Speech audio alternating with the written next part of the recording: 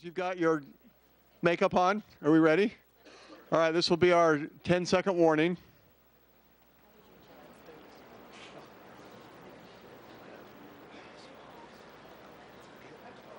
Three, two, one. Welcome to the Student Citizen of the Month. I'm Mayor John Lewis. We are pleased to have you here to one of the most exciting events that occur every month in Gilbert. To my left, members of the Gilbert Town Council. Vice Mayor Ray, Council Members Peterson, Council Members Peterson, Council Member Taylor, Council Member Cook, Council Member Daniels. Please give them a nice welcome.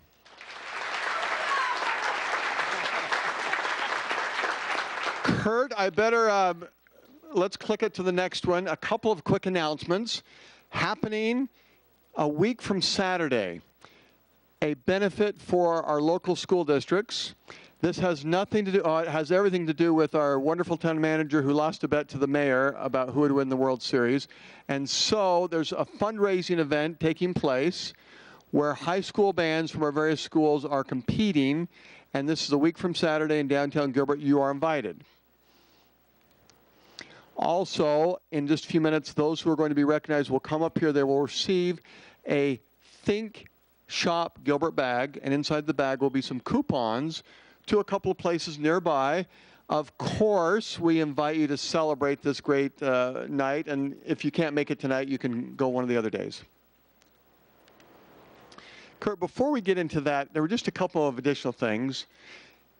Right, I don't know if it's on the back table right outside the door, but this month we also had our annual State of the Town. And this was the program that was used with a lot of exciting details about what has happened in Gilbert in 2014 and what's going to be happening in 2015. You're invited to take one and look at it, and on the back it also gives a link where you can watch the State of the Town, 15 minutes worth of wonderful video, and you can see what the digital State of the Town was for 2015. And then, because this is a school environment, I wanted to make an announcement. This is going to sound like I'm bragging. I don't like to do that. I don't mean to do that, but it might sound a little bit like that. In school, you're trying to learn, and this month I happened to receive a recognition. I never thought I'd receive this in my entire life, but it just came, and so I want to tell you about it. In our school systems, we have a lot of languages we learn. And then we study English. And then we have Spanish and French and German and Japanese, and a lot of schools are now doing Mandarin and other languages. On February the 2nd of this month, at a very special event, Groundhog Day, celebrated at the Riparian Park, and we happen to have a groundhog in Gilbert named Buttercup. Buttercup lives roughly about 1.5 miles from here, and I studied really hard, and when Buttercup let me know whether she had seen her shadow, I was able to understand. So this is an official certificate from Buttercup saying, let it be known to all that on this, the 2nd day of February 2015 at the Gilbert Riparian Preserve at the Water Ranch, Mayor John Lewis has been certified as an official interpreter of the language of groundhogese. There you have it, right there. We will invite the council members to come forward. Councilmember Daniels will be the spokesperson. We have 3 groups, and we'll invite the group to come up all at the same time. And the first group will be if you are in elementary school and the first letter of your elementary school is A to J, we'll invite you to come on down right now. And just come stand right behind me. And what will happen is you will be announced, and you'll come up one at a time, and we'll take a picture here together. And there are also some cards in the back of the room that will let you know these pictures will be on our town websites where you can see them, and we'll also be taking a group picture. If you would like to take a picture yourself, a parent or family member, school teacher, feel free to come down here and we'll just do it together. And Kurt, oh, there, I was making sure that we were ready to take pictures, but there is our wonderful, and Jessica, anything else on that card I needed to say related to these pictures? We have social media cards that should be in all of the bags that you're getting, and these pictures will be up on Facebook and Flickr, and you can download them for yourselves. Thank you. So I won't speak Groundhogese. I'm going to speak English. And at this time, Councilmember Daniels, please. Thank you, Mayor. From Ashland Ranch Elementary, Tyler A. Del Rio.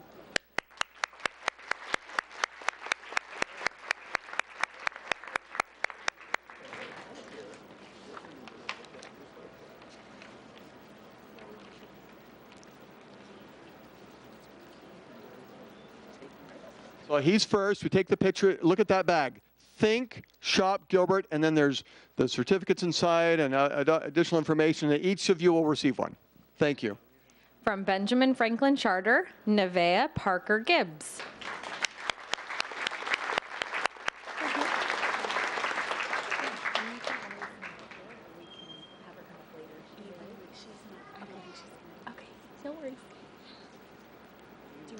Thank you. We'll get this back to you right here. From Burke Elementary, Rianne Spaliero.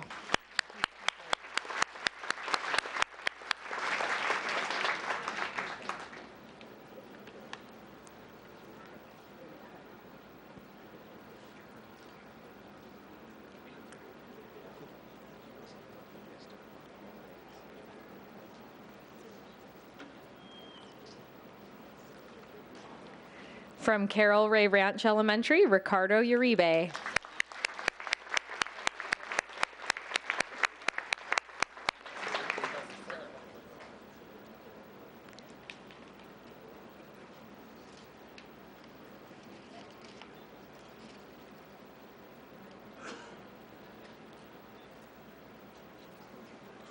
From Chaparral Elementary, Riley Hall.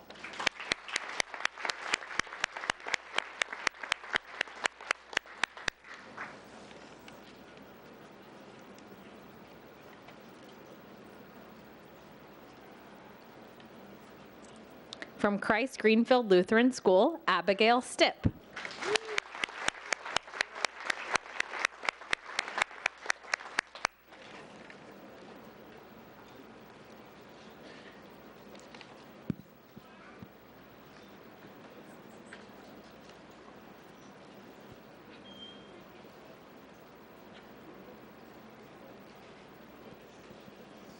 From Finley Farms Elementary, Preston Rohr.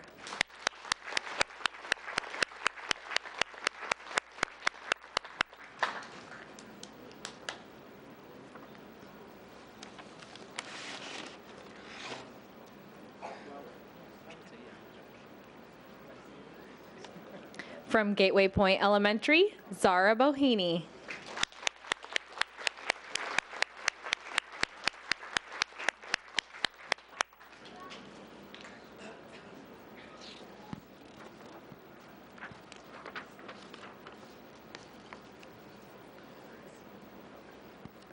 From Gilbert Elementary, Paige Boltler.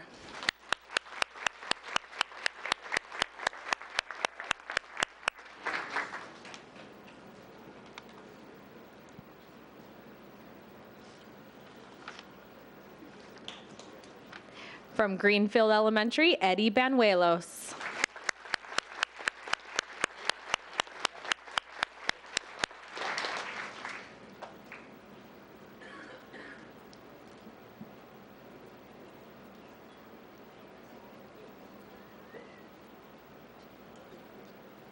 From Highland Park Elementary, Caitlin Summers.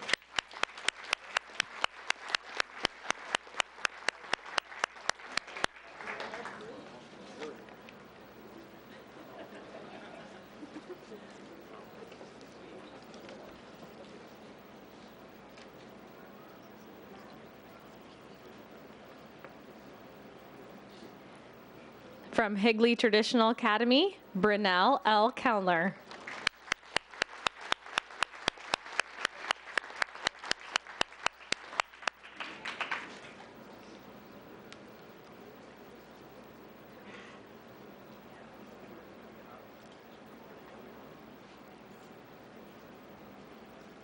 From Houston Elementary, Caden G.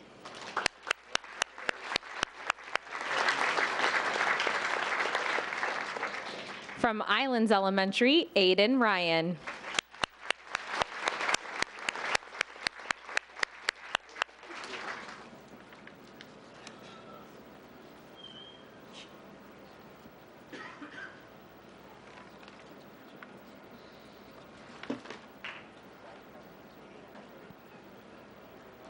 And group one, so that you can have a picture with the entire council, I'm going to invite you to come and stand right here by my side, and we will do a group picture together.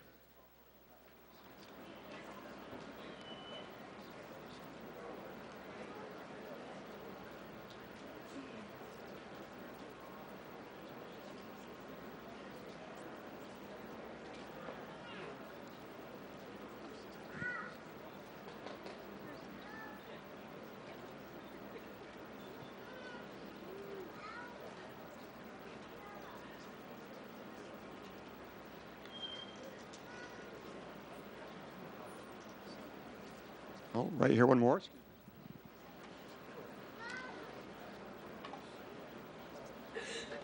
As group one returns to their seat, please give them another big round of applause.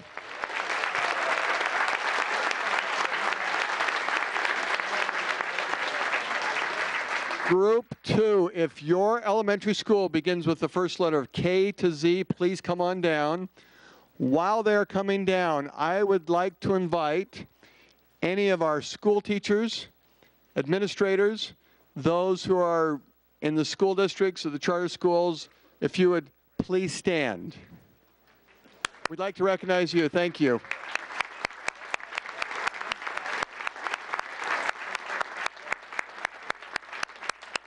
Thank you for being here, and thank you for being one of our great assets in Gilbert. We appreciate you. And group two is up here, so let's continue. From Mesquite Elementary, Brooke Linhart.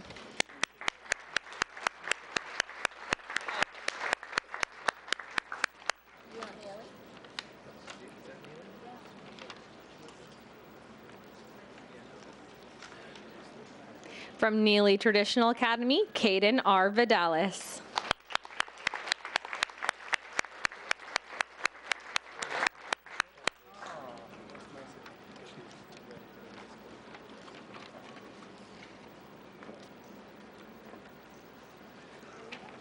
From Oak Tree Elementary, Anissa Palomares.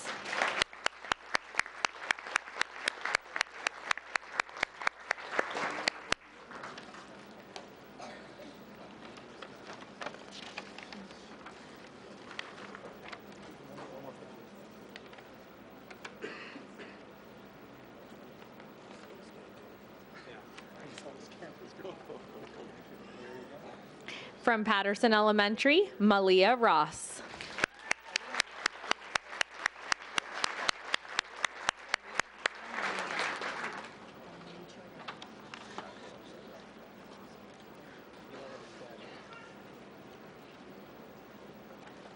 From Pioneer Elementary, Sophia Fox.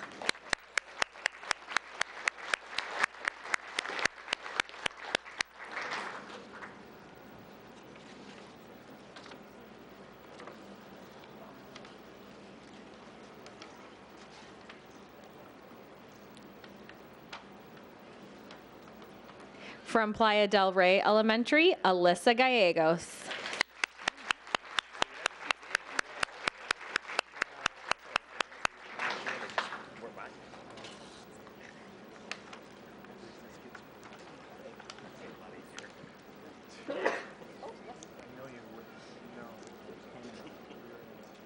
From Power Ranch Elementary, Joseph Trippy.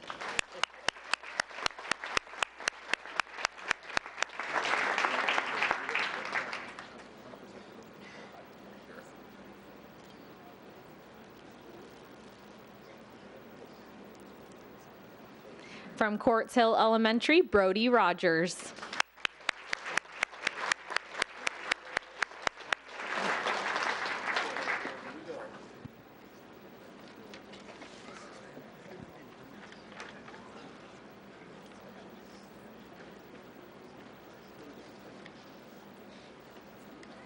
From Santan Elementary School, Lexi Reyes.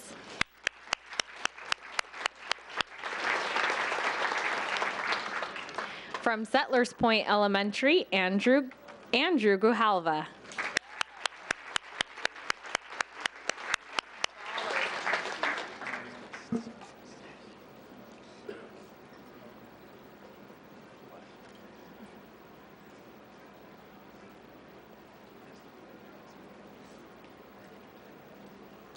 From Sonoma Ranch Elementary, Kira Quinn.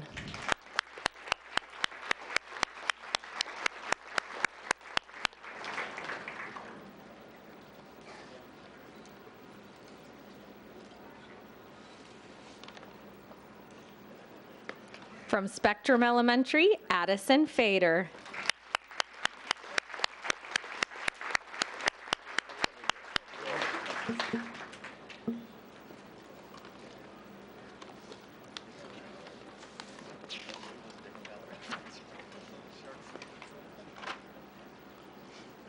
From Town Meadows Elementary, Colin Cross.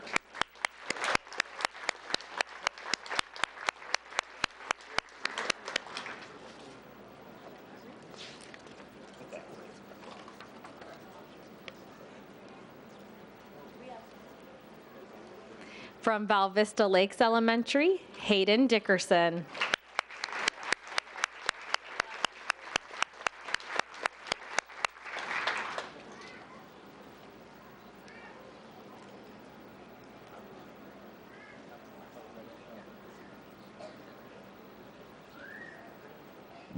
Group 2, let's do a picture together. Come on up here.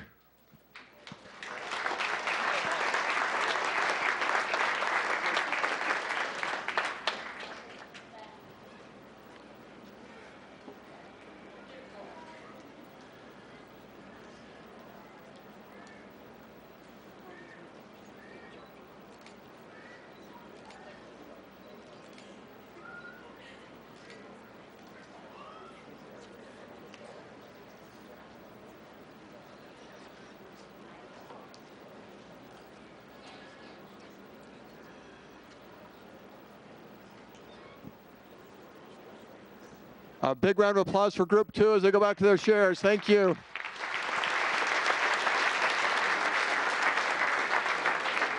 Group 3, if you are in junior high or high school, please come on down.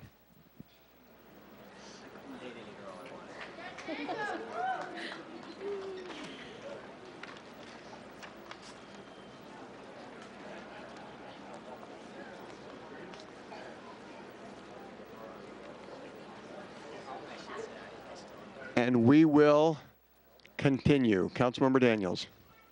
From Campo Verde High School, Savannah Goebel.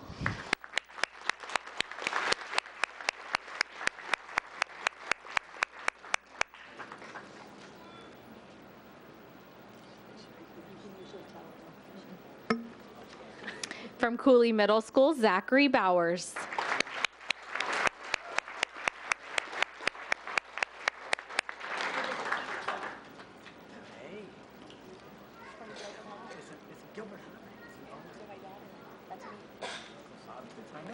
From Gilbert Classical Academy, Richard Lee.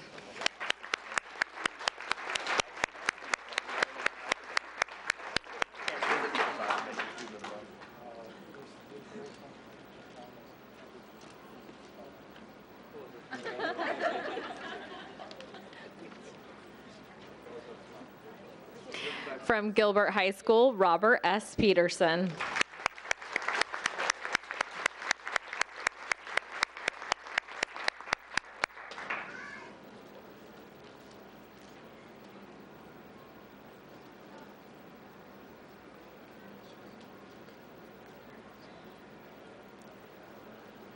From Gilbert Junior High, Warner Hales.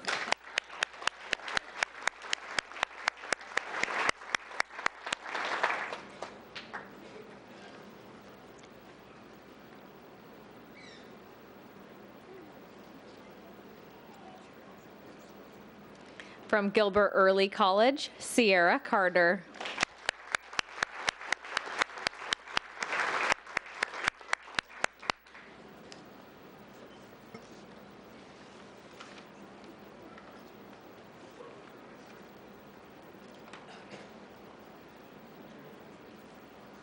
From Greenfield Junior High, Courtney Walker.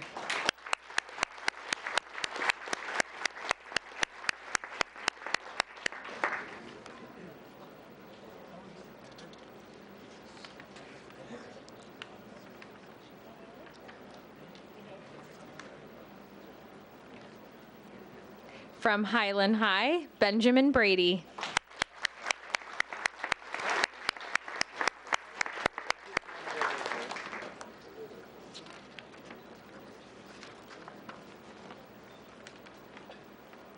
These are a couple of these elementary schools. So we got 3 more. We might be no, 4 more. But I got one.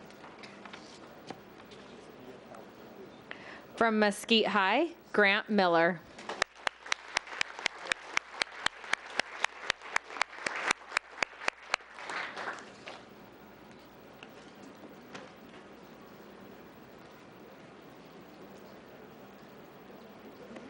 From Mesquite Junior High, Nathan Lynn.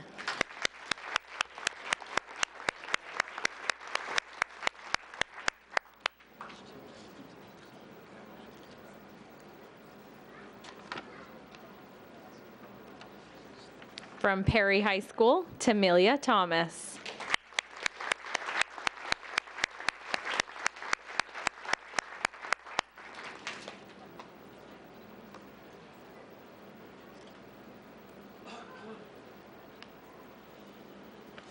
From Sossaman Middle School, Jacob Good.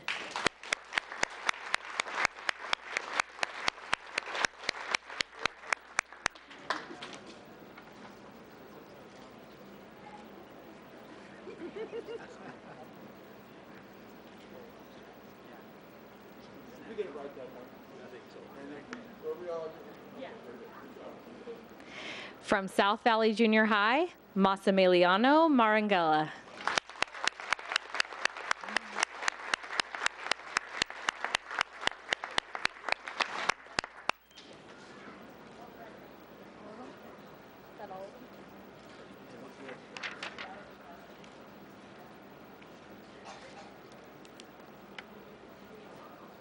Group 3, if you could join me right up here.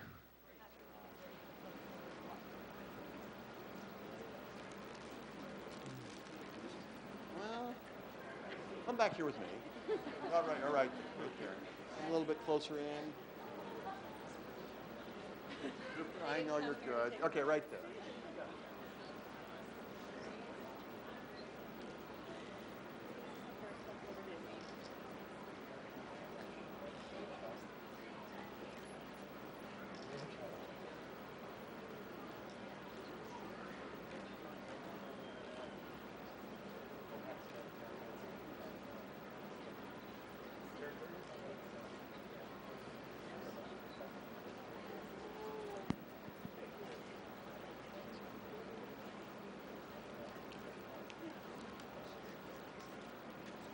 Before you return to your seats, I'm going to take 30 more seconds.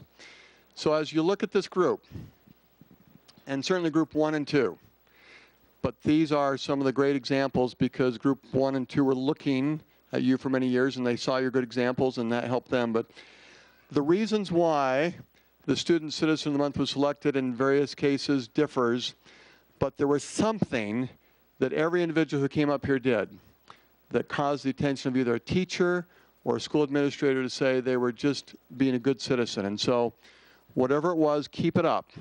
Tonight, you're recognized as the finest citizens in Gilbert, and we want you just to keep doing everything you're doing. And so if you could join me in giving group 3, and at the same time it's group 1 and 2, everyone who is recognized tonight, a nice big round of applause. Thank you.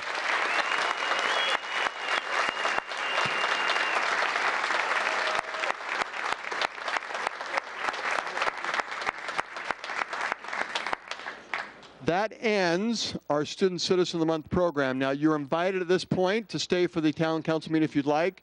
You're also invited to go out and eat at various places and shop Gilbert.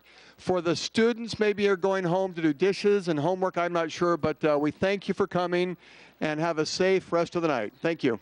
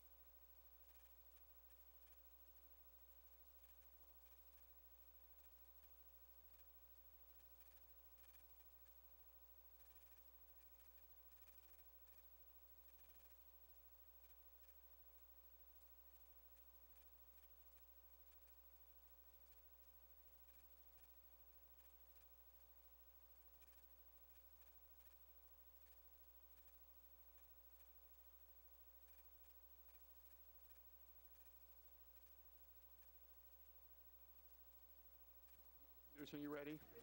Okay.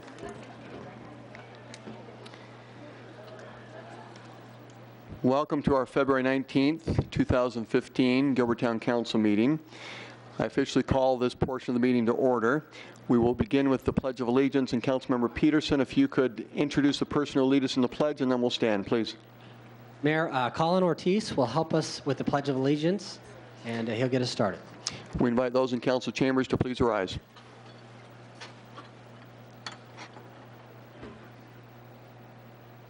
I pledge allegiance to the flag, to the United States of America, and to the republic for which it stands, one nation under God, indivisible, liberty and justice for all.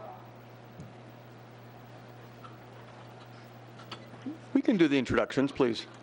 Mayor, we're so grateful to have our scouts here tonight, and what we'd like to do is just give you a second to tell us your name, give us your troop number, and then your rank. And what we're also going to do is give you a copy, pocket-sized copy of the U.S. Constitution. And we know that's also part of your studies as Boy Scouts, so we're happy to help with that. With that, we'll just pass the mic down and proceed. I'm Steve Bush. I'm one of the leaders in Troop 842. I'm Tanner Hoffman in Troop 842, and I'm a tenderfoot.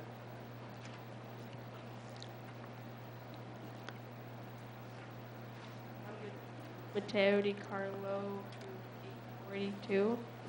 I'm a tenderfoot.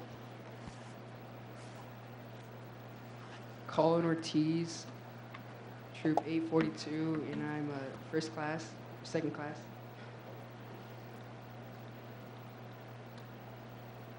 I'm Daniel Walker in Troop 842, and I'm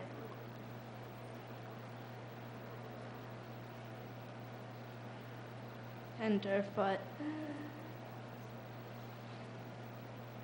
I'm Hunter Fouts, part of Troop 842, and I'm ranked first class.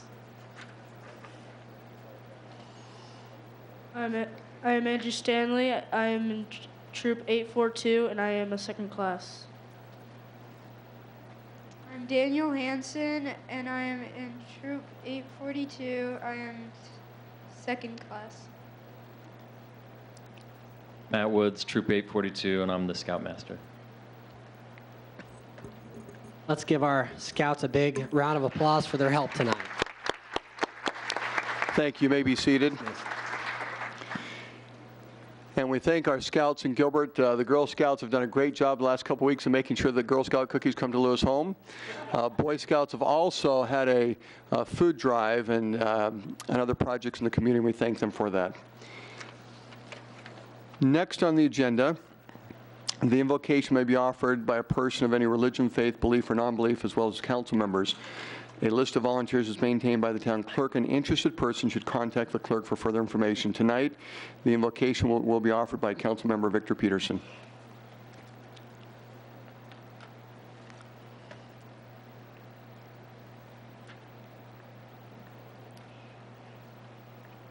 Our dear Heavenly Father, we humbly bow our heads and thank Thee for Thy many gracious blessings. We're grateful to be here and to have an opportunity to participate in this government that we have, that we can be represented and express our voices and our thoughts. We're grateful that we have so many freedoms and so many opportunities. We are grateful for this wonderful town that we live in and the wonderful people who live here and make it wonderful for us. And we're so thankful, Father, for our associations with each other. And we pray that Thou wilt help us to always be friends and to be kind. And regardless of our differences of opinions at times, that we'll remember that we're brothers and sisters before Thee. Father, we pray for wisdom and for guidance to bless those of us who have to make decisions on behalf of our great citizens, that we will do so in a way that is pleasing to Thee and is a blessing to them. And Father, we ask for these things and do so in the name of Jesus Christ. Amen. Thank you. Our town clerk will now conduct the roll call. Mayor John Lewis. Here. Vice Mayor Jordan Ray. Here. Councilmember Jen Daniels. Here. Councilmember Victor Peterson. Here. Councilmember Bridget Peterson. Here. Councilmember Jared Taylor. Here. Quorum is present. Thank you. We have 3 presentations. Councilmember Cook will do the first one.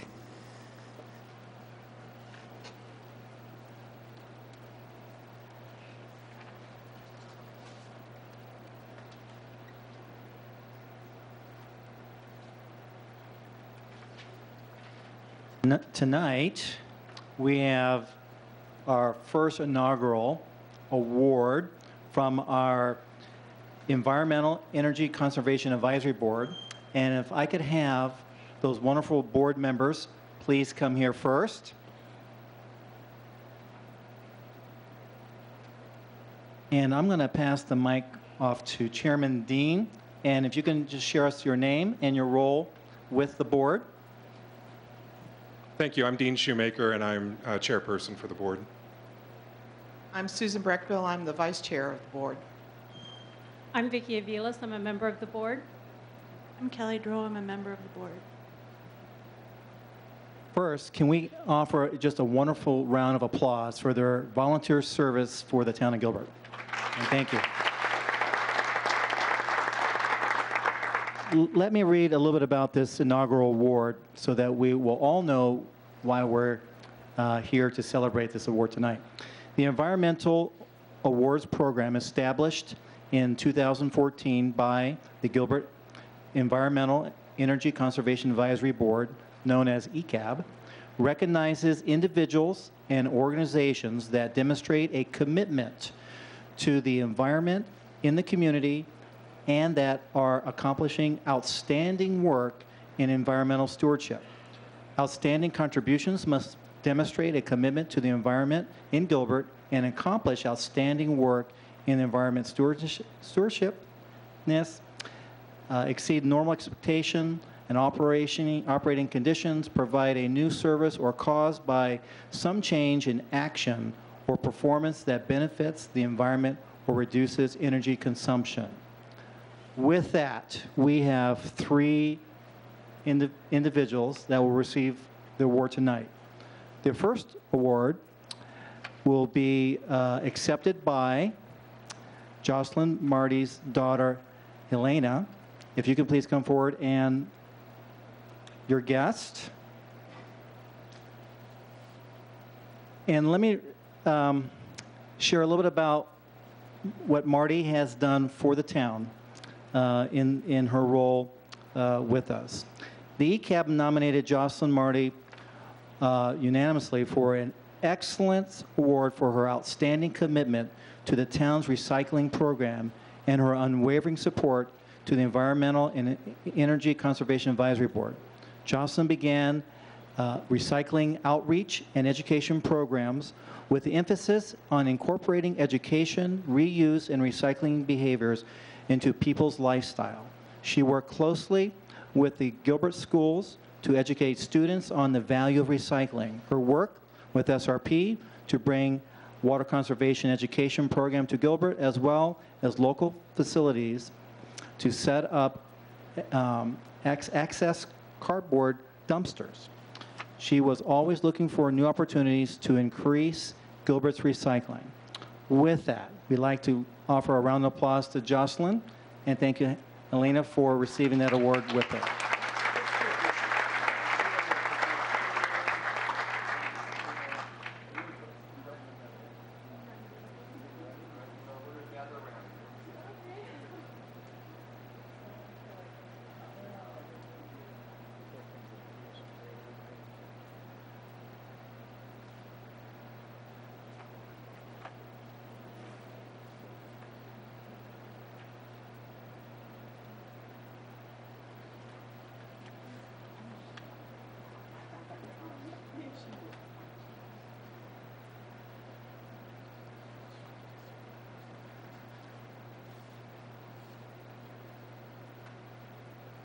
Can we have another round of applause?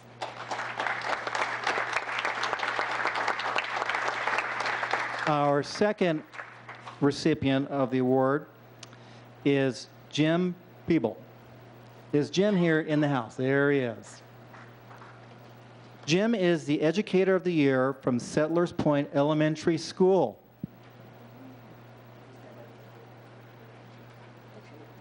Let me read a little about what Jim has done. Jim's outstanding contribution in the field of environmental education and commitment to teaching students about the importance of water and energy efficiency is why the ECAB selected Jim as the Educator of the Year. Jim incorporated Arizona Project WET, which is Water Education for Teachers, curriculum into his lessons, and over the last few years has committed his school to the Water Investigation Program. This year-long inquiry of Arizona Water Resources drives home the connection between the built and natural environment. With that, Jim, congratulations.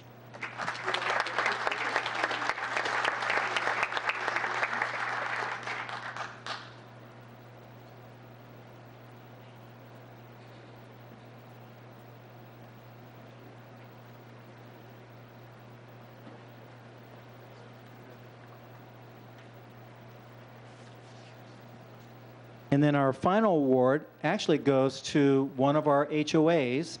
And to accept the award on behalf of Silverhawk HOA is Joe Bacchus. And Joe, will you please come forward? And a round of applause for Silverhawk HOA.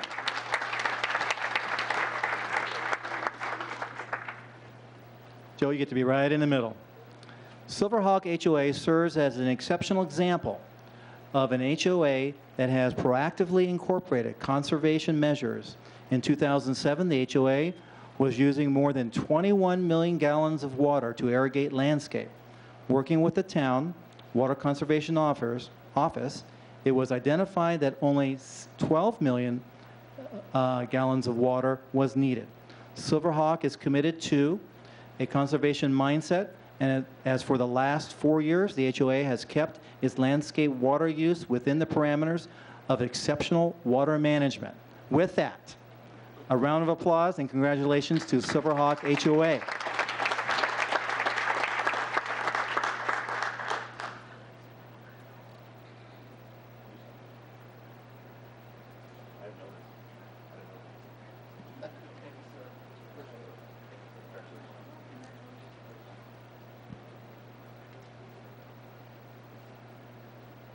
And Mayor, with all that wonderful, outstanding conservation, we're just thrilled that we're doing this in Gilbert. And thank you for the board for putting this program together. Thank you very much.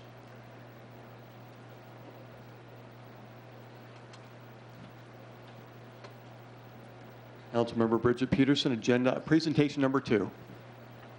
Thank you, Mayor.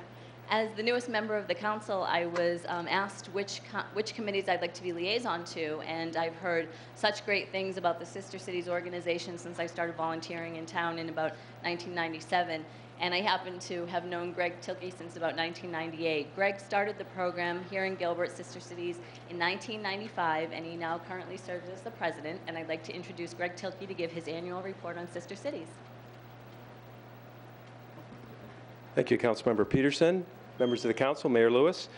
Thanks for having me back again. After we reported last year, we're doing this on an annual basis.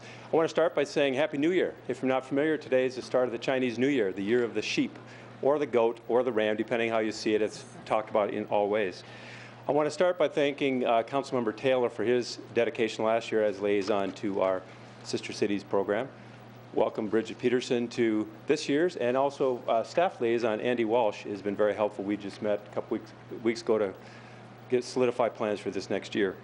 A couple highlights from last year. I think when I was here last year's report, we talked about Newton Abbey, Northern Ireland, one of our sister cities, is combining forces with another city called Antrim.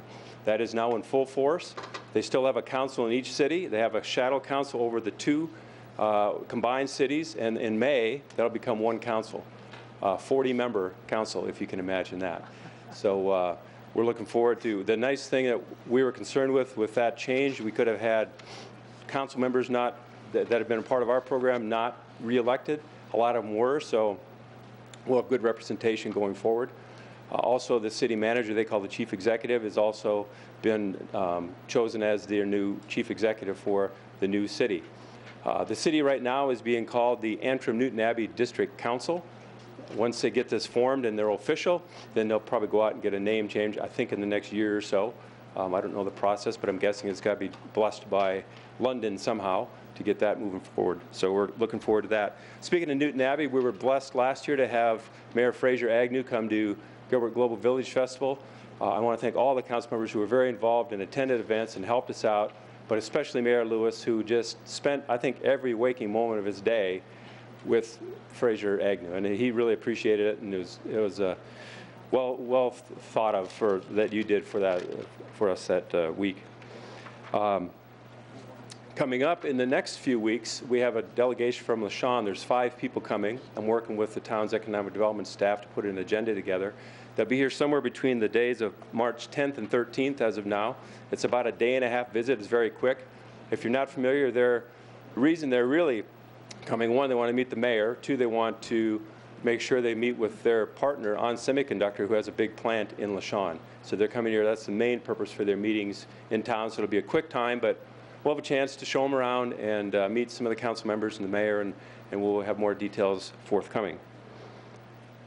As was mentioned, we started Gilbert Sister Cities in 1995, so it's our 20-year anniversary. It's hard to believe it's been coming along that far. We're very excited about that. And we've just picked last week our 4 students. A big part of our program is our Youth Ambassador program. We picked 4 students, 2 going to LaShawn and 2 going to Newton Abbey. The 2 going to LaShawn are Chloe Crawford and Ollie Allred, and the Newton Abbey students are Cassie Hancock and Jacinda Shelton. So you'll be seeing them in the future. We'll bring them by for an introduction so you get to see them. And if timing permits and the other students are in from the other cities, we'll have them come to the council meeting as well, so they get a chance to meet you. Coming up in 2016, the mayor and I have talked about a potential visit to LaShawn, probably around the spring break timeframe, probably March 14th, 18th in that timeline. So be thinking about that. Keep your calendars open. We'd love to have a good representation to go over to visit our sister city in LaShawn, China. With that, be glad to answer any questions anybody might have. Let's see. Do you know any Chinese? Ni hao. Ni hao? Okay. Xi. All right. Okay, very good. I did come from the State of the City in Chandler, and Tony was there. And he reminded me, and he said it in Japanese, but I wasn't able to remember it. But to our sister city team, thank you. And our ambassadors do a great job. And the 4 who were just selected, we've had a chance to meet them, and we look forward to having them come visit the town council. Good. Thanks for having me again. I appreciate it. Greg, thank you.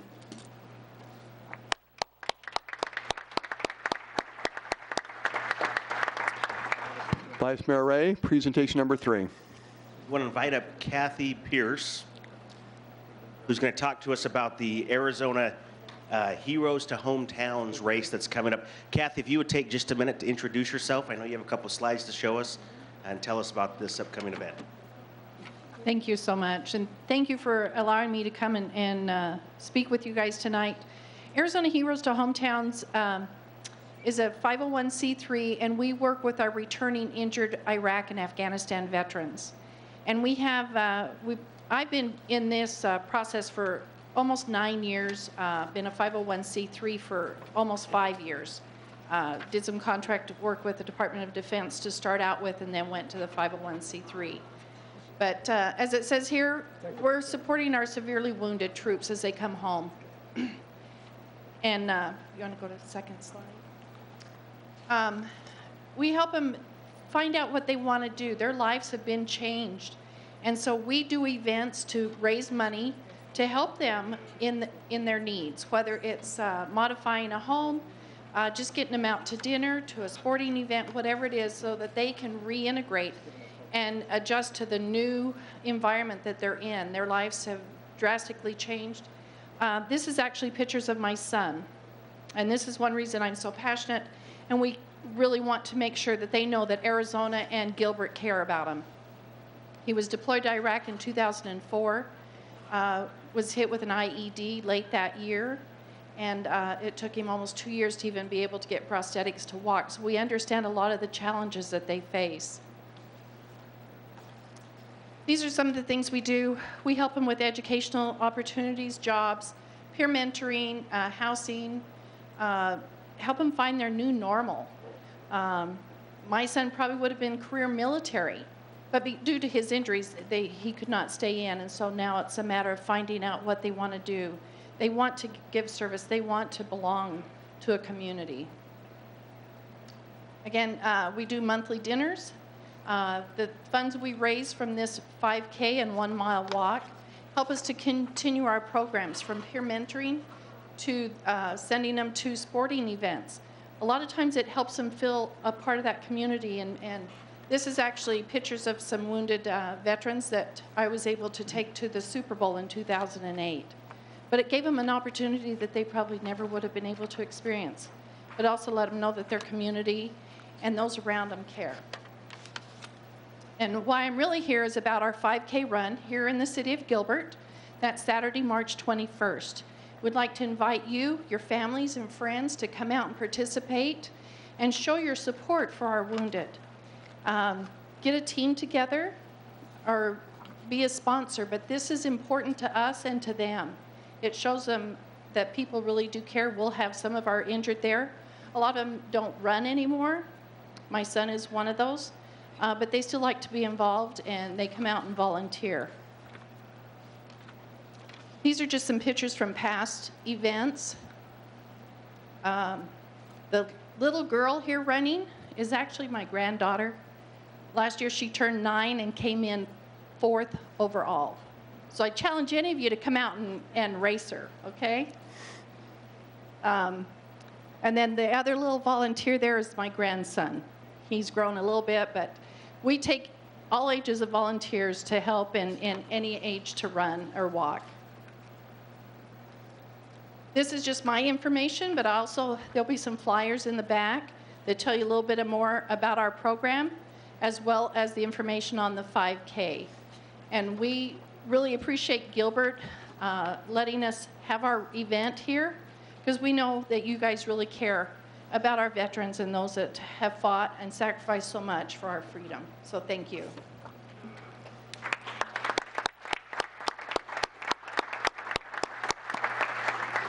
So we say thank you to Kathy for her efforts on behalf of the Heroes to Hometowns, and as Gilbert is known for its patriotism and for its support of those who serve us. What a great event for each one of us to go out and support that. As Kathy mentioned, on the back table by Chief Dorn, there are some of these pamphlets with more information, whether to participate in the race or simply make a donation. But again, we appreciate Kathy and her willingness to help here in Gilbert. Thank you. And Kathy, I had a second to that, and we have appreciated having that event in Gilbert now for several years and look forward to this year's success and invite the community to participate. Next on the agenda is communication from citizens. And Vice Mayor Ray, I see we have some to speak for the agenda items. Do we also have communication from citizens? We do not. They're all part of the public agenda. Okay, thank you. Let me just confirm. Look in council chambers. Okay, we will continue the consent calendar as listed on the agenda. The items on the consent calendar may be approved by a single motion unless removed at the request of council for further discussion or action.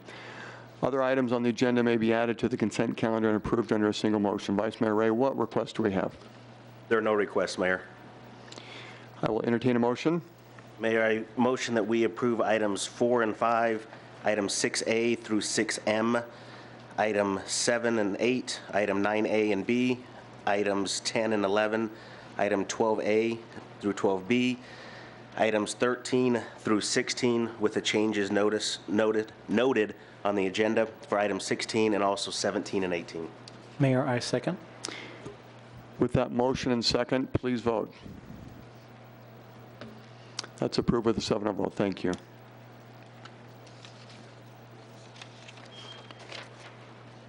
In the public hearing section, Vice Mayor, I do see several citizens who wish to speak. Have you had a chance to note which items? Yeah, we have for items 19, 20, and 21.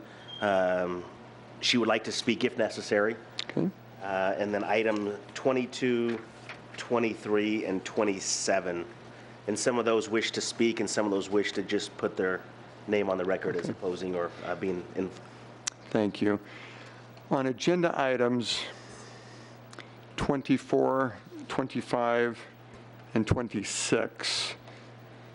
And on 26, did we have a presentation planned on 26? Only if requested? Only if necessary, Mayor. Okay.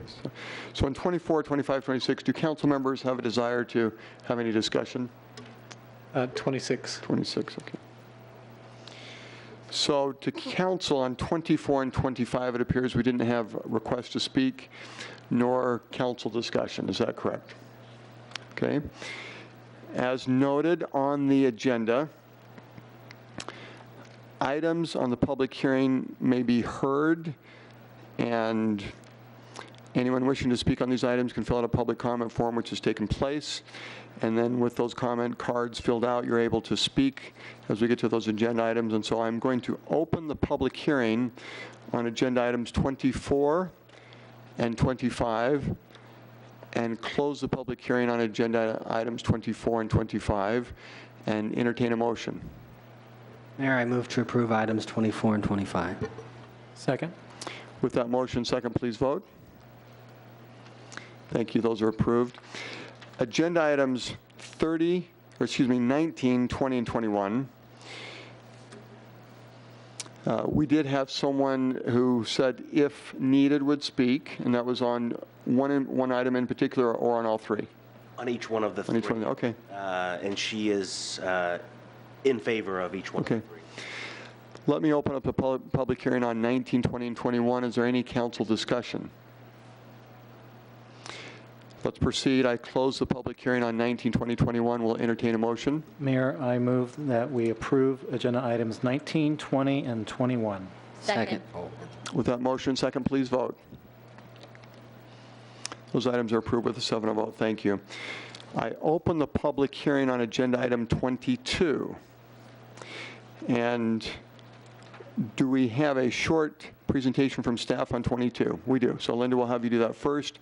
And then we do have citizens that wish to speak. Is that correct? Kathy Tilke has listed that she is for the item, but she does not wish to speak. Okay. So Linda will allow, if you could, a quick executive summary, see if there's council discussion, and possibly some additional questions. Good evening, Mayor and council members. This project is within the Gateway Character Area, specifically within Cooley Station. What I have on the screen here is Cooley Station, and the project is this little 2-acre parcel here.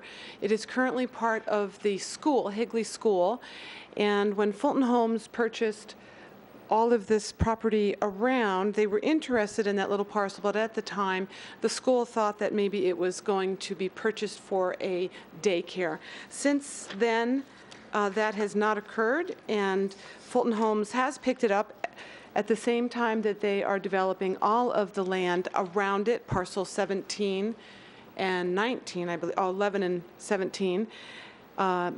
Therefore, they are able to incorporate this seamlessly into the final plat of the parcel that is adjacent.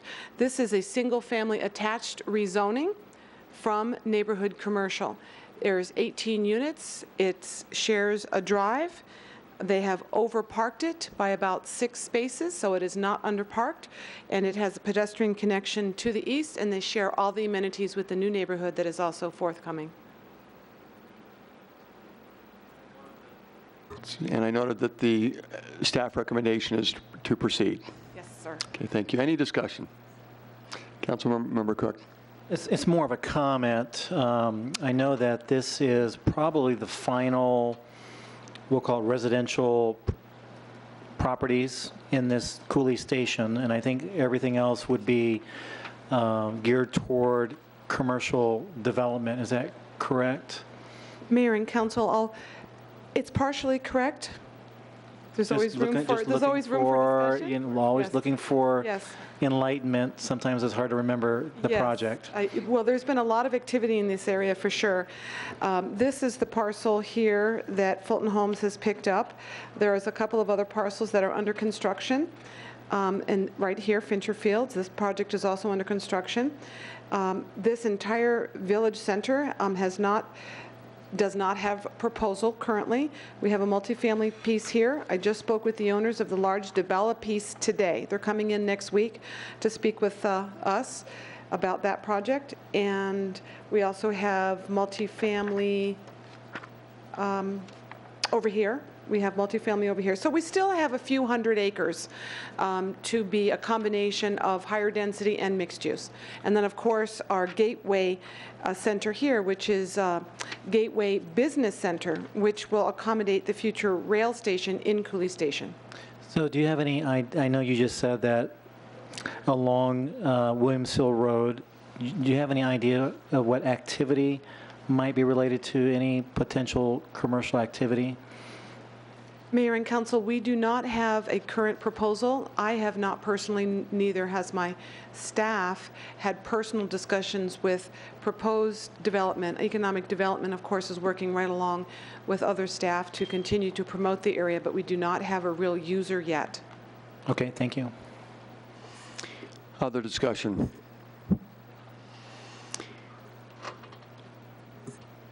Kathy's comment from the chamber was in favor. No other request to speak. That's correct. And the chamber did send a letter in favor of this as well. I will close the public hearing on agenda item 22 and entertain a motion. Mayor, I move that we approve item 22. Second. With that motion and second, please vote. That's approved with a 7-0 vote. Thank you. I open the public hearing on agenda item 23. Is there a short presentation on 23, or is that just where we would have council?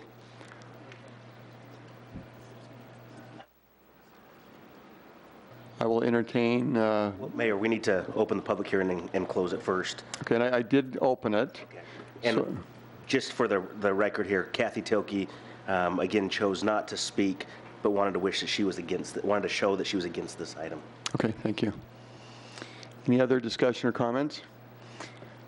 I close the public hearing on agenda item 23. Discussion? Motion? I believe we're just going to motion to continue this. Yeah.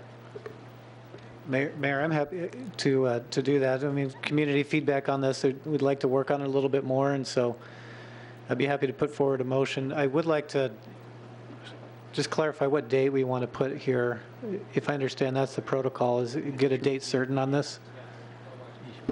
Yes. What would be the appropriate date? The second meeting in March, which is the 26th of March. Okay, Mayor, may I Please proceed? Okay, with that, I move to continue item 23 to March 26th, 2015. Second. Okay, with that motion and second, please vote. That's approved with a 7-0 vote. Thank you.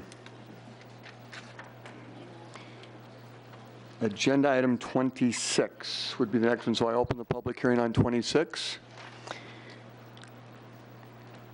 And did we wish to have some town staff presentation time, or was it open for discussion that the council wished? Okay. Mayor, I wanted to just make a couple comments. I don't necessarily need a presentation on it. So if I may please proceed.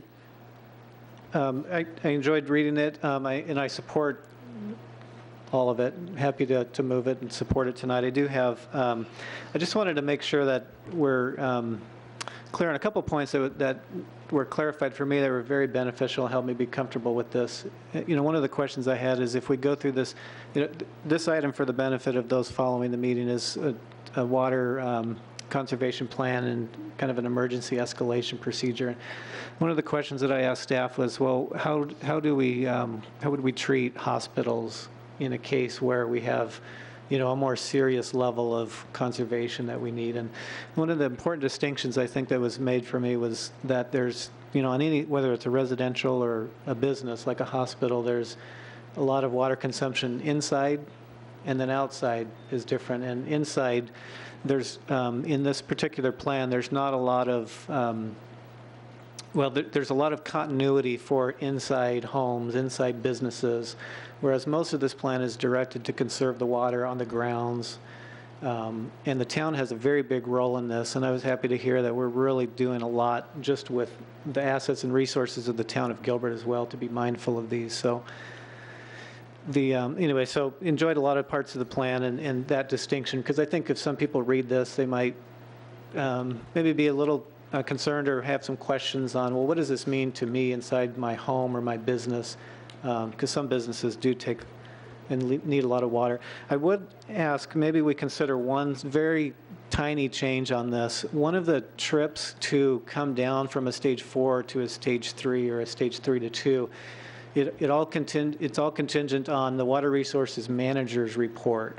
And in the case we don't have someone in that role, there's really no authority for the town manager to move us to the appropriate grade that we need to be at. So I guess my little tiny suggestion here is to just add the word after the water manager is or designee. So the town manager can designate somebody else in the absence of somebody in that role, and we can just keep moving forward and we don't, have to delay any further. That sounds like a great suggestion, so. Okay. Any other comments from the council? Okay. Thank you. I will close the public hearing on agenda item 26 and entertain a motion. Mayor, I move to approve item 26 as presented in the agenda and contained in our packet. And with your suggestion.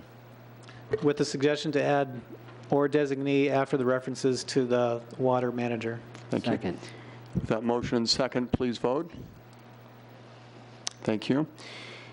Let's approve with a 7-0 vote. I open the public hearing on agenda item 27. Is this also one that we don't need discussion on? Okay. Okay. I will close the public hearing on agenda item 27. Oh, excuse me. I reopen the public hearing agenda item 27. We have a citizen who wished to speak.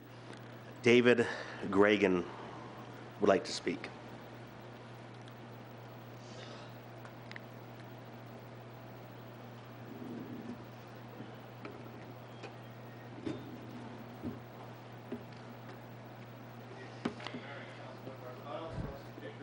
For each of you, can I distribute those to you? Okay.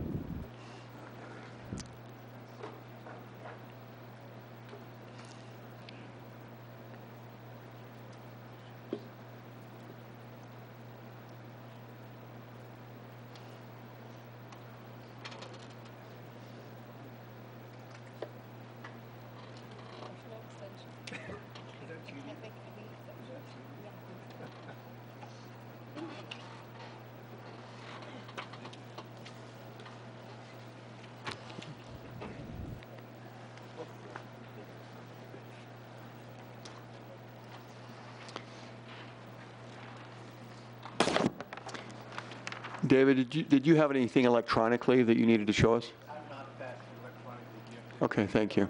But I did blow up. And what we'll have you do so those here in council chambers can hear is to be in front of the mic. What we'd ask you for the record is to state your name and if you're a resident of Gilbert. Now, to the council, typically we have 3 minutes. In this case, it does look like there's maybe 5 minutes. Okay. So, David, you'll be given 5 minutes, and you'll have a warning light when you're getting close to the 5 minutes. Okay, thank you. My name is David Gregan, and I am not currently a resident of Gilbert. I have purchased a parcel, the parcel in question, I believe, to today's number 27. I live just down the street in Queen Creek at present. I have a larger map, and if council would like to just set this up there, it's got 6 different reference points upon it for the 6 different pictures that you have behind the lead picture. It's a bigger one, and each one tells you, can you see it on the small ones? And David, this is slightly rude about what I'm about to do. So those in council chambers have a good feel for what's happening.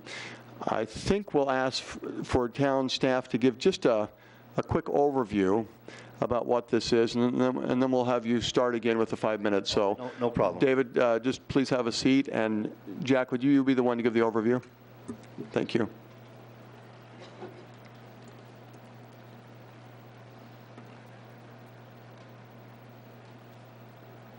Thank you, Mayor and Council. Agenda item number 27 is a resolution that would authorize the acquisition of right-of-way along Constellation Way, which is a planned collector street in the south part of town, south of Riggs and west of Higley Road. The subject parcel is the only, subject property is the only parcel on this portion of Constellation Way where the town has not yet acquired right-of-way. The town has right-of-way directly to the north. On the west side of Constellation Way, Adora Trails dedicated right-of-way, and then to the south, there's planned dedication of right-of-way when Santania files its, records its final plat. The property owner, through council, as we understand it, has asked that town staff take a hard look at its infrastructure needs in the area, with the goal that the town acquire only so much right-of-way as is necessary. Town planning staff, or excuse me, town engineering staff has done that and concluded that at most, if Constellation Way is shifted several feet to the west as it crosses the subject parcel, at most the town would need 40 feet of right-of-way to serve all of the roadway and drainage needs. Now, the resolution before you would authorize the acquisition of 40 feet, but that would be the maximum that staff believes would be needed. If a reasonable alternative is presented to staff that would allow the acquisition of less right-of-way, then that would definitely be a possibility as well. Thank you for the overview. David, you may continue. Thank you, sir. Initially, I want to thank you for your time and the opportunity to address the council and the mayor this evening. As a background, we purchased this property, approximately 1.74 acres, in 2012 for a home that we wish to build. It has been approximately 9 months since we began trying to obtain a building permit. Just stonewalled from point A to point B. Apparently the zoning was not done appropriately when it was initially done. We just last week, I believe, got permission to get a permit. Now with the building permit itself, we await whether or not the city is going to take 20 feet, 40 feet, et cetera, in regards to the right-of-way condemnation acquisition of our property. I'm hoping that the... Okay, thank you so much. Apologize. I'm hoping that the acquisition condemnation issue can be resolved reasonably and quickly from this point forward. And I'm very thankful that we're at least to the point now where we got a building permit. I have brought for your understanding a series of pictures of 164th Street / Constellation Way. Apparently half of it's still called 164th, half of it's still called Constellation Way. I can't keep track of it myself. But the pictures themselves speak volumes. This is a rural area that abuts a reservation. No ingress, no egress, no highway, no street, no thoroughfare will ever be there. It simply abuts the reservation. You'll see from the main example, the number one that I gave you, and maybe turned around here, it actually says reservation at the end. Riggs is just beyond the arrow down by the number one. Our property in question is right here with a red, I guess it's a red star. My wife did that well, I'll have to thank her. As you go down the roadway,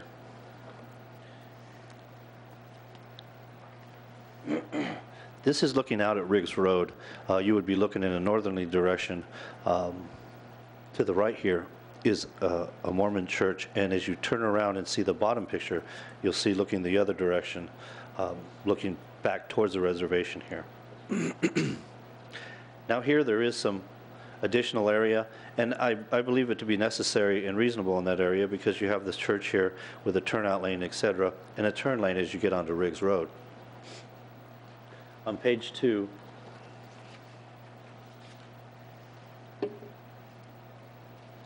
we're further down the street, and what happened at this juncture, it appears to me, is that there's a trailer that sits out here right at the end of what used to be called Coldwater. And again, the city of Gilbert's changed that name. It's not officially up, and I don't know what the city of Gilbert or town of Gilbert's calling that right now. But a turnout lane was not done there. The road somehow miraculously curves over towards towards the east in this matter, giving it a turnout lane from what used to be the south and north ingress and egress lane. Then you have you'll see here, you see this barricade. The trailer is over here, and apparently the city chose not to acquire this easement or right-of-way and just went around this gentleman that's there. This is a new development, would be just to the south. You can see the Mormon Church tower in the top part of that picture. This is looking the other direction. On page 3, you can see, and I believe the city has put this up, the county may have put this up as well, but basically acting like the road ends here. This road has been a public road, as far as I know, for 40 or 50 years, recorded through the Maricopa County roadway system, and is back then it was a county island. You'll see here the road kind of ends. There's a Palo Verde tree in the middle of the street for some unknown reason. And on the bottom there, you can see the edge of my property is currently fenced there along the property line.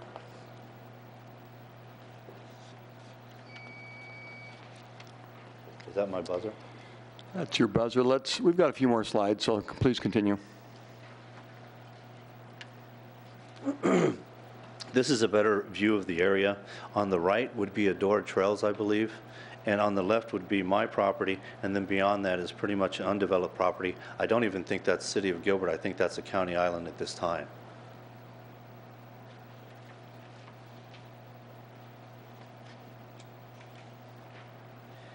If anything, I should have wetted my fingers so I can turn these pages a little easier. Looking back from my property to back towards Riggs, you can see the residence here on the left. This begins my property, and then the next one down would be looking towards the south, again along my property towards the Santan Mountains there.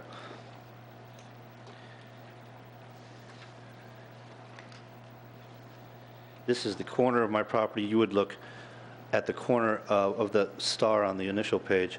Looking east, this is Watford Road, and then looking south again on 164th, that would be what we have out there at present. As you go further down the road, this is the end of the road, and it's literally a section of roadway that may involve 200 yards to 300 yards, and at the end there is a residence. That residence abuts the reservation. That's the end of the roadway. I don't know, but I believe that Adora Trails, I would just imagine that Adora Trails would have an ingress and egress out of that side of the development, which would be, oh, here's that residence. Here would be, I think, an ingress and egress out of that area. This is all a county island here. I do think Gilbert has acquired this portion here and is subject recently to development, but has not went through at this point. My point being, the city has reserved enough space for a collector street. Now, the necessity of a collector street versus a neighborhood street, I think is readily apparent upon realizing the area. The city undertaking the construction of the road, and more importantly, maintaining the road for 100 years is just, I don't believe, and I hope you agree with me, not a good use of city resources. A neighborhood road with one lane of travel in each direction is an appropriate use of city resources in regards to this Constellation Way. You don't have, there'll never be a necessity for someone to take a left down there, to put in a Circle K, to put in any kind of development. Again, you have the reservation that abuts it. This county island has been developed. All of these are single homes. I believe they're 1 to 2 acres each. And there's not ever going to be the necessity for, like I said, a turnout lane, anything else to be developed out there. My point being is, at this point in time, we acquired this property over 2 years ago. It's been over 9 months that we've been trying to get a building permit. I have invested $10,000 in attorney's fees at this point. Mr. Lake has been helping me, tremendous help, tremendous person in that regards.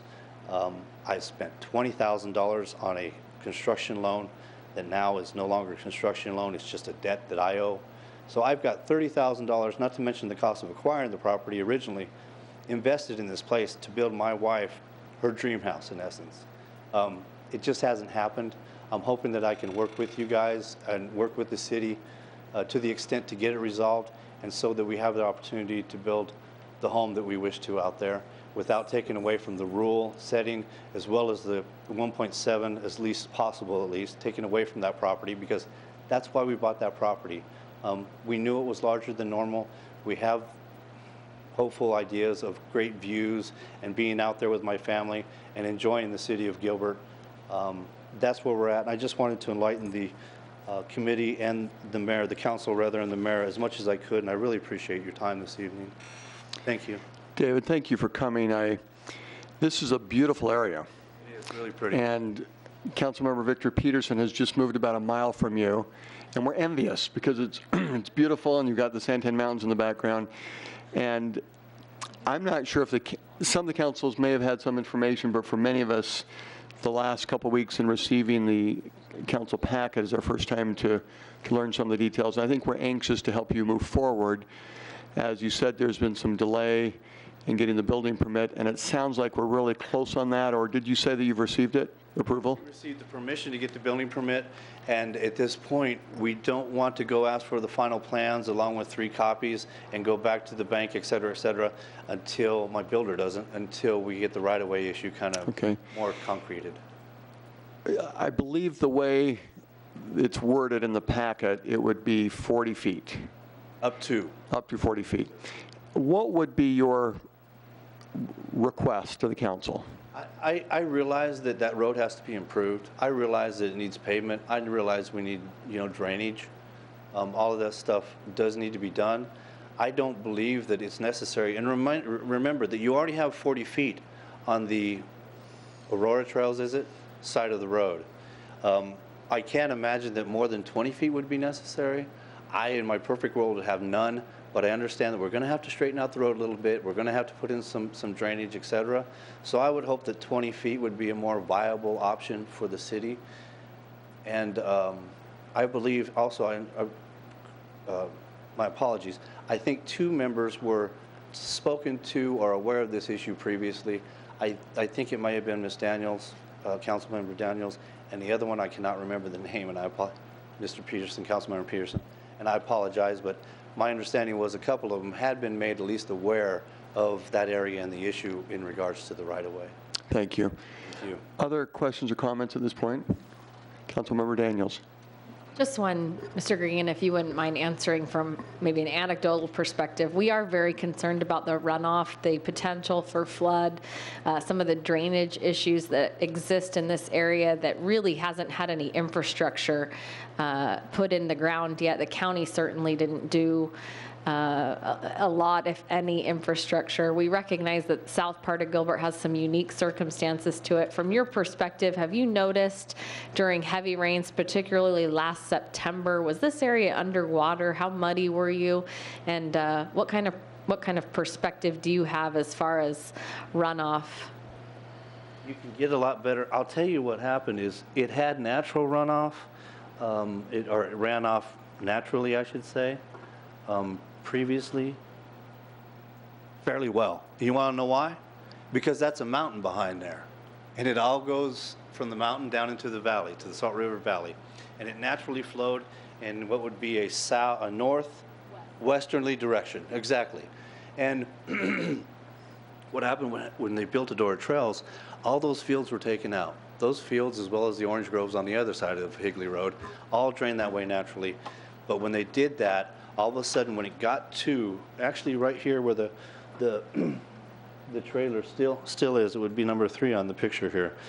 When it gets to there, it collects not only this way, but now it comes down the road, and it doesn't go this way. It all wants to come right here. And there's been some serious erosion. I saw some serious water problems in this area, but that's because the drainage plan wasn't done appropriately for there, period. It stops it. It doesn't give it a place to go. Everything collapses. They put up some temporary barriers or berms, if you will. Total. I mean, you're going to have those types of storms in Arizona in the monsoons. It doesn't have the ability to drain that water off. And I think now it's even been heightened because you have this development here. Okay, that's all filled in now. And this road is still dirt too, and it's in horrible shape. I don't know is that actually the city of Gilbert's road? It's not, okay. And that water is also now coming all to right here. And when it gets there, it doesn't have enough drainage to go anywhere. I mean, it is an issue, absolutely. I think you've probably highlighted for us some of the concerns that we had. There is going to be continued development. And in fact, maybe my question next is for Kyle. With that development just to the south, I'm wondering, recognizing that I don't believe that they have gone through DRB, I think is where they have stopped or are awaiting a hearing. But how many lots is going to be put south of this property? Mayor Lewis, Councilmember Daniels, I don't know the exact number of lots. If the plat is approved, it just needs to be recorded. So we're quite a ways down that road. They have not been in front of the Design Review Board with any type of standard plans yet. But a lot of the drainage issues and the design issues and the construction plans have been slowly moving forward. I think my point in bringing up that development is there is going to be a substantial more traffic coming up and down Coldwater, or excuse me, Constellation Way. And that, of course, is a concern. All these people have a right to get to their homes, and a lot of these homes that were in county islands either have annexed or may have plans to annex or maybe want to remain in the county. And so we're dealing with sort of piecing together, if you will, infrastructure in order to make both drainage, lighting, sidewalks, bike lanes if necessary, and then a circulation system, a roadway system that would allow people to get from point A to point B in South Gilbert. These are situations that we've already experienced in maybe the north part of town 30 years ago and in the center part of town 15 years ago, and now we're experiencing these things in the very southern portion of town. So these aren't new issues, but they're all unique to when we do a development where there's just one lot. I mean, there's gonna be a different need than if you're putting in 300 homes at a time. And so we're trying to address that. And again, I do apologize for the quantity of time that it's taken, but we are at this point asking for a variance or some accommodation. And in order to do that, we've had to go through some engineering and really trying to understand what we need as a community. I realize that you're saying that it's only going to need a neighborhood road, but part of our circulation plan in South Gilbert, at least as it's currently presented, does have this listed as a collector. And because of that, we're not apt to change it for one particular lot. However, I think as a council, I don't mean to speak for all of us, we do want to be looking at the complete circulation plan in South Gilbert. We don't want to make some assumptions that just because 15 years ago it was a collector street, does it need to be a collector street today, and what's really the long-term plan?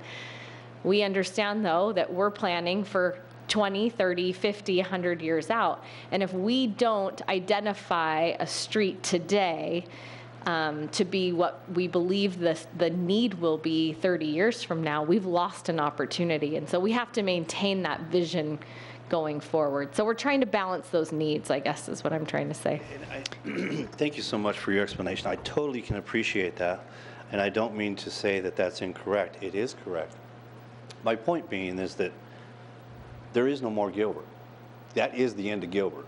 That is, just on the other side of my property is the end of Gilbert, okay? These people have all built out here in the small areas. I doubt they would even allow Gilbert to go out and annex them, to be quite honest with you, because they're old-time Queen Creekans, okay? And they just don't do that out there. And the more important point, I think, and I understand there's some water issues perhaps, but is that this development on Adoris Trails, it may have an ingress and egress down here, but that's it.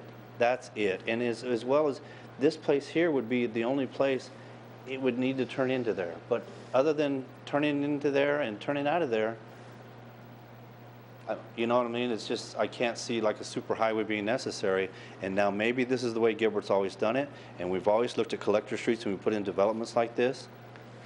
But it's not necessary there. That's not a good use of city resources. And Mr. Lake agrees with me, and I don't think he agrees with me because he just wants to fuzzy up to me. You know, he agrees with me because he does a lot of this stuff too, and he can appreciate the necessity and the reasonableness. And he says, I don't understand why Gilbert would ever want to take care of that road for 100 years from now. It's just not necessary. It's not a good use of resources. So I don't I don't mean to come in and backdoor it and say, oh no, you know, don't step on the property owner's rights, and you don't need this road, and that, and, you know, it's just not necessary. If it's necessary, it's necessary. My point is that I don't believe it to be necessary, and I understand we need to improve it, and I want an improved road myself. But the reason or the necessity to have 40 feet as opposed to 20 feet when 20 feet would work, you know, that's a big difference. And we bought this parcel in hopes of being out there looking at the back of the Santan Mountains and enjoying it. And we're hopeful that we can. But I really do appreciate the council's time and energy on this. And I would hope that perhaps we can table this for another discussion so that... David, let me jump in. Hopefully this will be helpful.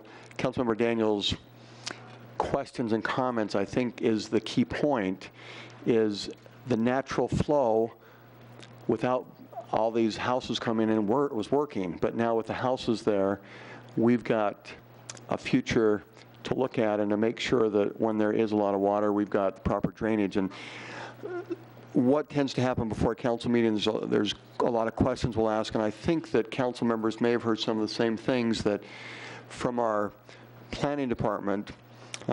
They've made the recommendation to me that we proceed in approving this so that you are not delayed, that you get to move forward, but that very quickly we give a request to our planning department to work with Dave and look at options quickly and get them solved. Some of what I was told is it wasn't so much, we're not looking for the 40 feet to build a future road. We can build a future road, but it's more some of the drainage that we want to minimize costs for you, but at the same time find an option that works to handle water in the future. And so I'll listen to other council member comments in the next couple of minutes, but I think the message that we probably received as a council is move forward with a statement to our staff to work with Dave quickly, come up with a solution that works for you two and for the town, and then move forward. Now, other comments. Councilmember Peterson. Mayor, first of all, the delay that you've endured, I have heartburn over it. It makes me very sad when you explain that. Have been in many similar circumstances. I'll just share that. So I'd certainly sympathize with you.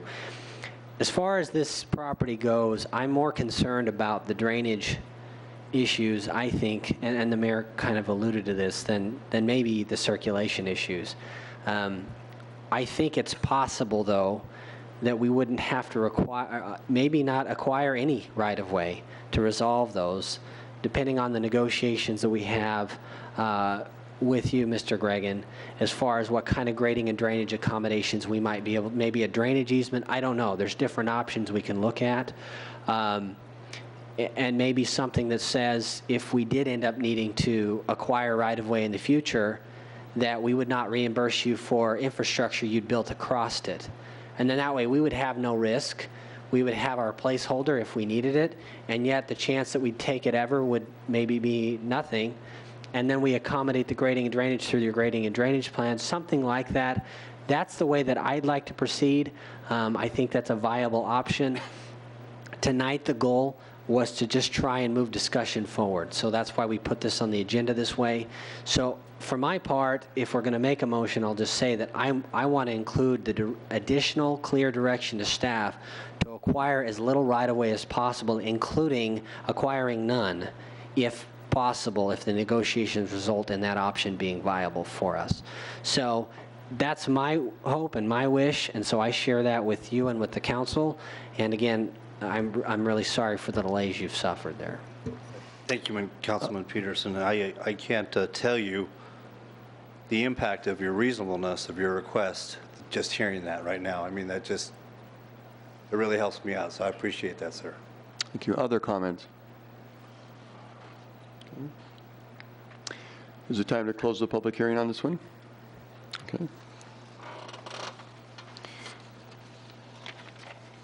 This was 29, is that right? 27, there it is. Got it. I close the public hearing on agenda item 27. Is there further discussion from the council before we have a motion?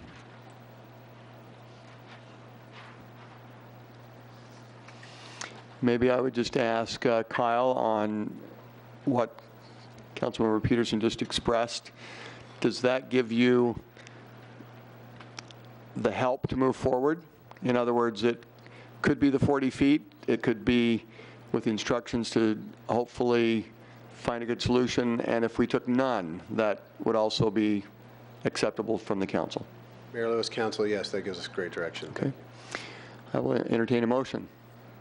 Mayor, I move to approve item 27 with the additional instruction to staff to acquire as little right-of-way as possible as a part of negotiations with Mr. Gregan, including options for drainage easements or agreements that the town would not reimburse for any infrastructure Mr. Gregan would build in that area in the future. Second. With that motion and second, please vote. That's approved with a 7-0 vote. Thank you. Thank you for coming and bringing all the information. We move to... Thank you. And as I said, that's a beautiful area of Gilbert. I think we'd all love to be living there. But Councilmember Peterson, that's your assignment for right now. You would crowd it. I'm just kidding. Agenda. I'd love to have you all there. And that brings back the memory of, remember, you triggered that statement of the Lewis family moved here 30 years ago, and I said to my wife, this is so nice here, I hope no one else moves here. Oh, how rude. Okay, let's get back to administrative items. Agenda item 28. Would we like a presentation or to vote? Vice Mayor Ray, please continue. May I make the motion that we accept the budget report for the second quarter of FY 2015? Is there a second? Second. With that motion and second, please vote. That's approved with a 7-0 vote. Thank you. I will go to 30 and then come back to 29. There's a policy item on number 30. To our town attorney, any quick comments? Mayor and council, you'll recall that at December 18th, 2014 council meeting, the council passed a policy, but also instructed the town attorney to review a City of Mesa policy more and obtain perhaps input from some of our community partners. I did so.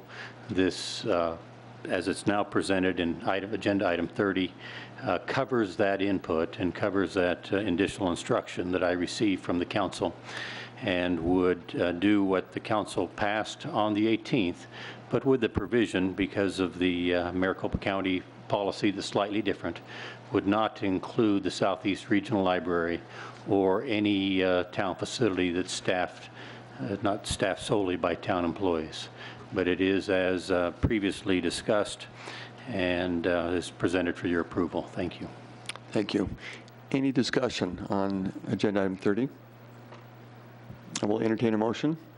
Mayor, I move that we approve agenda item 30. Second.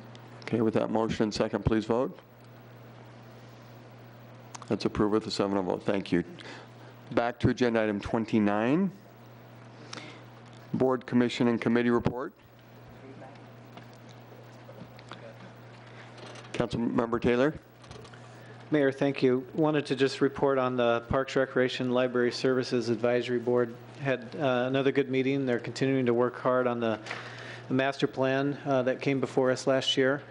Former council member Les Presmick serves as the vice chair, and he offered a compliment to the council for the beautiful bus stops that have gone into the downtown. So I wanted to share that with you and Patrick and your team. Those aren't going unnoticed.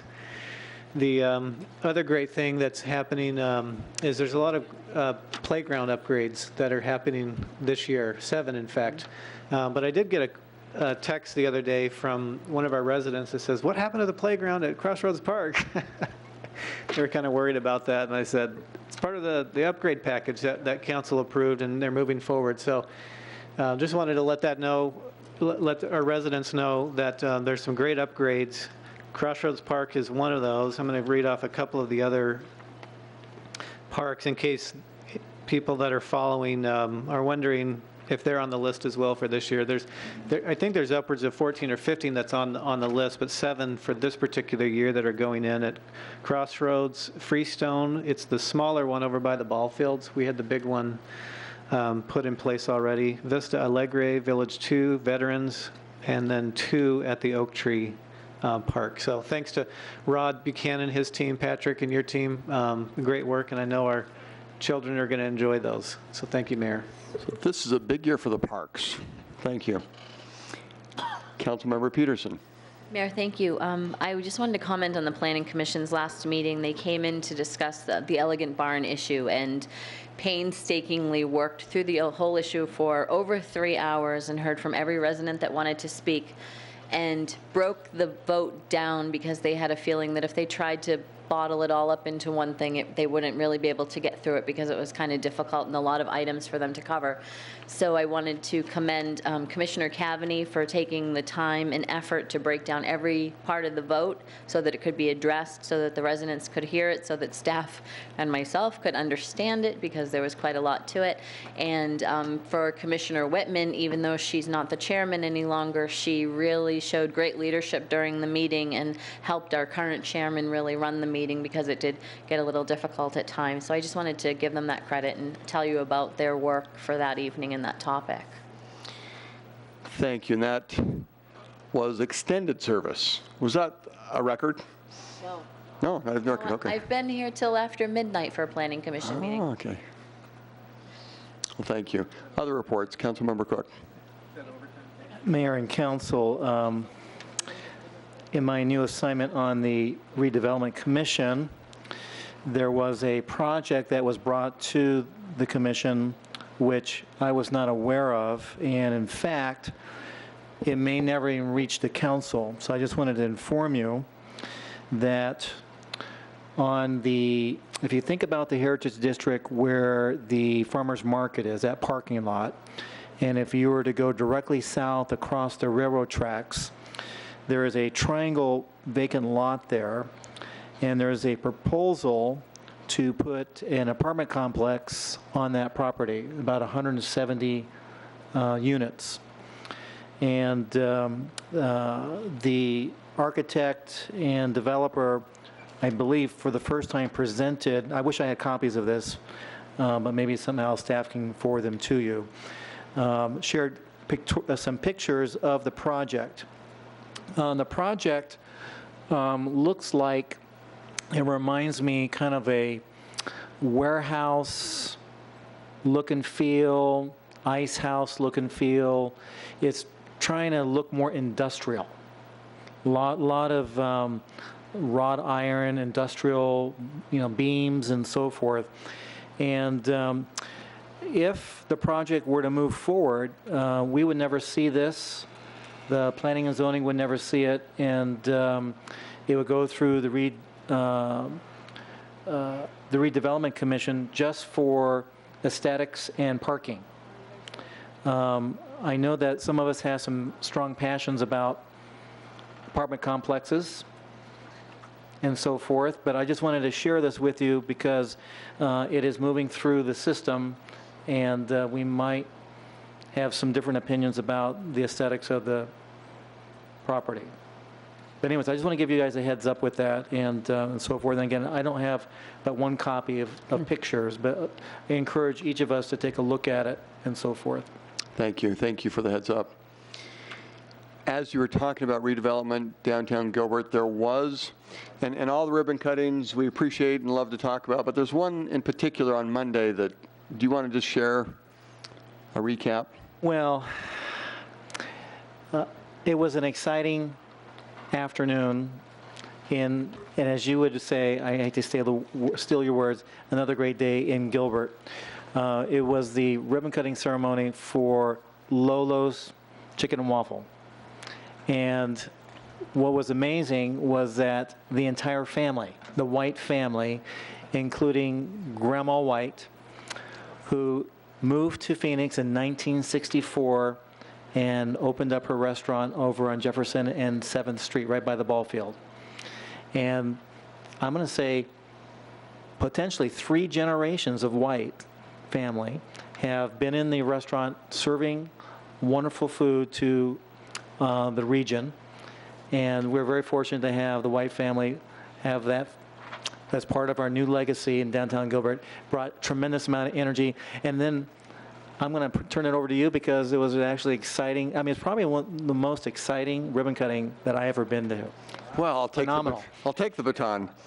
And I mentioned to some of the council members that as we were about to proceed with the ribbon cutting, Grandma White stepped forward and said, "Oh no ribbon cutting until I leave a blessing."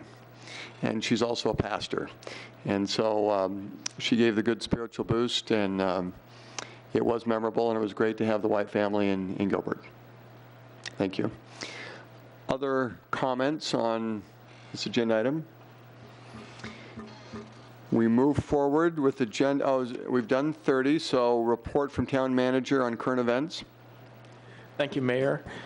Wanted to report out, last weekend we had our first annual Gilbert Outdoors Expo at the Riparian Preserve. We had over 2,300 people attend with, 23. It's first annual, we're going to build upon that. 2,300 people attend, and we had hands-on demonstrations for the patrons, which included hiking, golf, archery, fly fishing, birding, camping, and much more. So great first event. We'll look forward to next year's. Also, we will be kicking off the concerts in downtown Gilbert under the water tower. It will start on March 19th with Casey and the Blues Band. And I have to admit, when I first started reading that, I thought, Casey and the Sunshine Band, I'm there, but Casey and the Blues Band. So I'll still go. Not quite as excited if it was Casey and the Sunshine Band. Thank you, Mayor. Thank you. Any, I see a member of the team here. There was some ACMA award, and should I mention that? Something about excellence in leadership, which we love leadership. So Don Buckland, here in council chambers, if you could stand so we could give you a nice big round of applause for your recent ACMA Excellence in Leadership recognition. Thank you, Don. And to our town manager, we are excited a week from Saturday that the town is rallying around you to pay off that bet. And we'll invite all of us to be there for the rock and roll bands, to support our local education. And great idea. I don't remember reporting on that. We had it. Oh, let's see. Is there anything else you needed to report? No. Okay. It was a tag team. It was tag team. Report from council on other current events. And a report from the mayor on current events. I think I slipped mine in there. So, please. Forgive me, under council current events, I neglected to announce that on March 4th, we will have our, 14th annual youth town hall here, and where our local 9th through 12th graders will be taking over town hall and learning all about local government. So another great day in Gilbert. And I don't know why I would be worried. Like last year, our youth mayor did such a good job that they wanted him to continue on. But if that, so be it. Leadership for the future. Thank you for your attendance, to town staff and all those here in council chambers. Meeting adjourned.